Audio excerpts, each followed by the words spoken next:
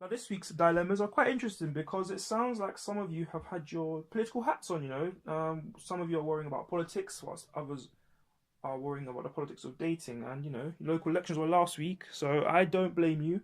And this first one comes in from, someone who wants to call himself Mr. Santana. Is it okay to vote differently from my girl?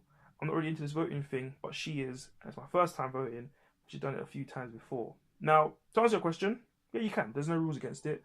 And if you want to vote, you should use every opportunity to. One of the beautiful things about voting in this country is that, unlike America, we don't have a binary. It's not really a binary option. Yes, you can, vote Corbyn and go champion of the bank holiday, chicken shop man, then regular, or blue and go hard Brexit, Kitten Hill May. You don't have to. You don't have to have that decision. There are a number of parties you can vote for. I mean, in my local election, I think there were 7 parties I could have voted for. And yes, it's more than likely that one of those 2 are going to win, but you don't have to vote for just 2. I mean, in America, you've got 3 votes, really. You've got independents, Republican, Democrat, but really the independent makes up such a small percentage of the electorate that it's almost an irrelevant vote.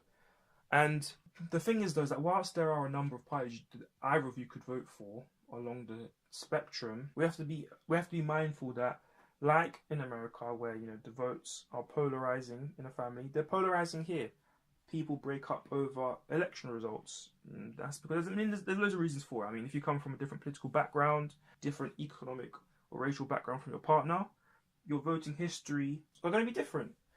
And if the 2 of you don't have a discussion before you sit down and discuss how you both intend to vote, because we do have another election, we have a general election coming up now, the 2 of you don't sit down and discuss how you both intend to vote, then you're going to have an issue on your hands, because it's a lot like supporting a football team.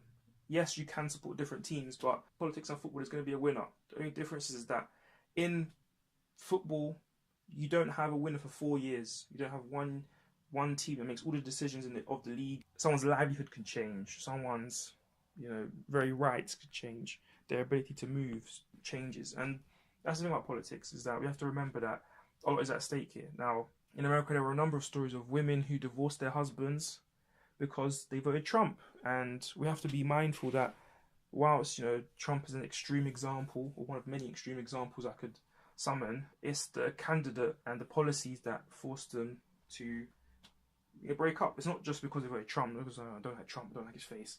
It's like that, Trump made a campaign against immigrants and women's rights. Now, if you're a woman who's also an immigrant and your husband votes against that, you're gonna have some issues.